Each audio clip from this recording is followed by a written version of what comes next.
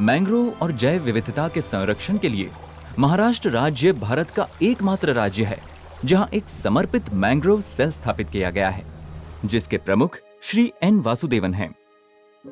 ये आश्चर्यजनक बात है कि मुंबई में इस तरह की बायोडायवर्सिटी है।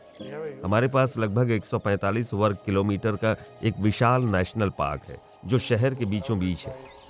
ये 6000 हेक्टेयर से अधिक मैंग्रोव से घिरा हुआ है और फिर एक बहुत रिच इंटरटाइडल क्षेत्र भी है। बायोडायवर्सिटी को सपोर्ट करते हुए मैंग्रोव्स एक अनोखा इकोसिस्टम है। ये दुनिया के ट्रॉपिकल और सब ट्रॉपिकल क्षेत्रों में खारे पानी में बढ़ते हैं। जहां मैंग्रोव्स को पनपने का मौका मिलता है, वो निरंतर घने जंगलों के रूप में फैल जाते हैं। पानी के ऊपर पक्षियों सहित मैंग्रोव और उससे संबंधित नस्लें सभी प्रकार की प्रजातियों के लिए फायदेमंद होते हैं। फल निकल आने का मौसम है और साल्वाडोरा पर्सिका नामक वेटलैंड प्रजाति पर रसीले बेर उग गए हैं। वो घनी वनस्पति पर सजावटी रूप से झुंड बनाते हैं, जो पक्षियों की प्रजातियों को आकर्षित करते हैं। कुछ ही बेर अभी तैयार हैं। एक मादा एशियन कोयल पेड़ पर बैठ के पके हुए लाल बेर को चुनकर खाती है। ये तटीय वेटलैंड्स पक्षियों के लिए आश्रय स्थल है, जिसमें सबसे रोमांचक है मुंबई के सर्दियों के मेहमान, जो हर साल नवंबर और मई के बीच यहाँ के वेटलैंड्स पर गुलाबी और नारंगी चादर चढ़ा देते हैं। फ्लेमिंगोस।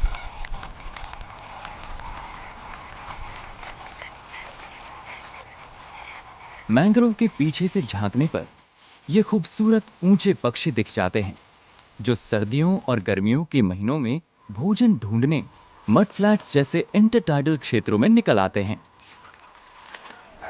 ये शानदार फ्लेमिंगोस अपने नाम स्पेनिश पुर्तगाली शब्द फ्लेमिंको से पाते हैं, जिसका अर्थ है आग का रंग।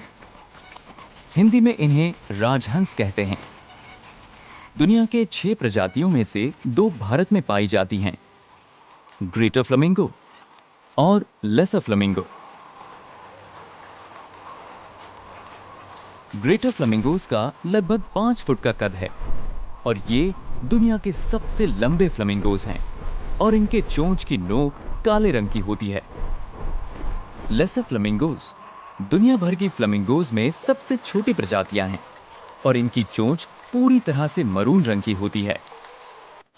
मुंबई को हर साल इन दोनों फ्लेमिंगो प्रजातियों की मेहमान नवाजी करने का मौका मिलता है। मॉनसून कुछ हफ्ते पहले चला गया है और पिछले 3 दशकों से हर सर्दी की तरह मुंबई और आसपास के क्षेत्रों में हजारों की तादाद में फ्लेमिंगोज आए हैं, ज्यादातर भारतीय राज्यों गुजरात और राजस्थान से। फ्लेमिंगोज के झुंड को एक साथ उड़ते हुए देखना एक गजब का नजारा है। वो आकाश को गुलाबी रंग में रंगते हुए मुंबई के क्रीक्स, वेटलैंड्स और मड फ्लैट्स में बड़ी खूबसूरती से उतरते हैं। वेटलैंड्स क्रस्टेशियंस, एल्गी, प्लैंक्टन और अन्य जीवों से भरे होते हैं। इन आलीशान पक्षियों के लिए ये बिल्कुल सही भोजन क्षेत्र है। उनकी चोंच को इस तरह से डिजाइन किया गया है कि वो पानी में आसानी से अपने सिर को पलटकर भोजन कर सकते हैं। अपने पैर को फेरते हुए ये इन पौष्टिक जीवों को पानी की सतह तक लाकर खाते हैं। ये अपने बिलों को दाएं बाएं हिलाते हुए पोषक तत्वों से भरपूर पानी को अपनी चोंच में चूसते हैं, जहां फिल्टर जैसे ढांचों में पदार्थ फंस जाते हैं। जब फ्लेमिंगोज की बात आती है तो ये कहावत कि आप वही हो जो आप खाते हैं सच्ची बात बन जाती है, क्योंकि वे अपने प्रसिद्ध गुलाबी नारंगी रंग अपने भोजन में पाए जाने वाले पिगमेंट से प्राप्त करते हैं। लेकिन कुछ ग्रेटर फ्लेमिंगोज धूसर और फीके रंग के क्यों हैं? ये किशोर ग्रेटर फ्लेमिंगोज हैं, जो बड़े होने पर अपने प्रसिद्ध गुलाबी रंग में बदल जाएंगे।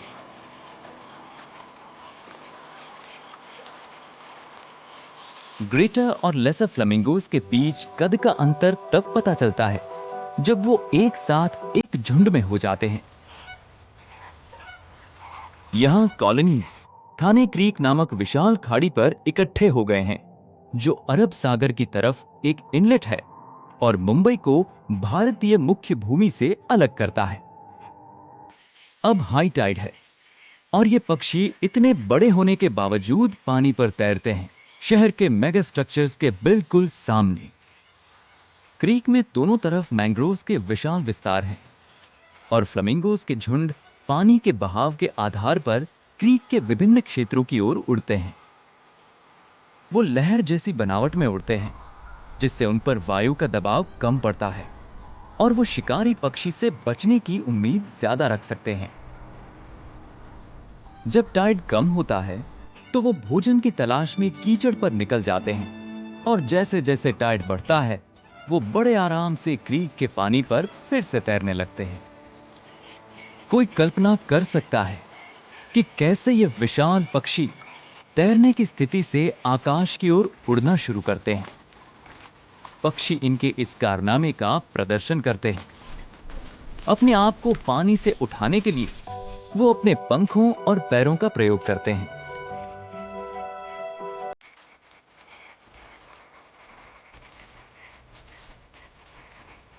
फिर वो पानी की सतह को एक रनवे की तरह इस्तेमाल करते हुए पानी पर दौड़कर गति प्राप्त करते हैं।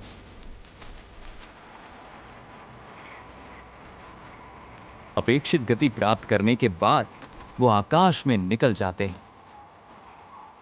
यह तरीका कई अन्य प्रजातियों के विपरीत है, जैसे कि कॉर्मोरेंट पक्षी जो अपने वेब्ड पैरों को एक साथ फड़फड़ाते हुए अपने आप को पानी में से उठा लेते हैं, जबकि फ्लेमिंगोज एक के बाद एक तीव्र कदम उठाते हुए सचमुच पानी पर दौड़ते हैं।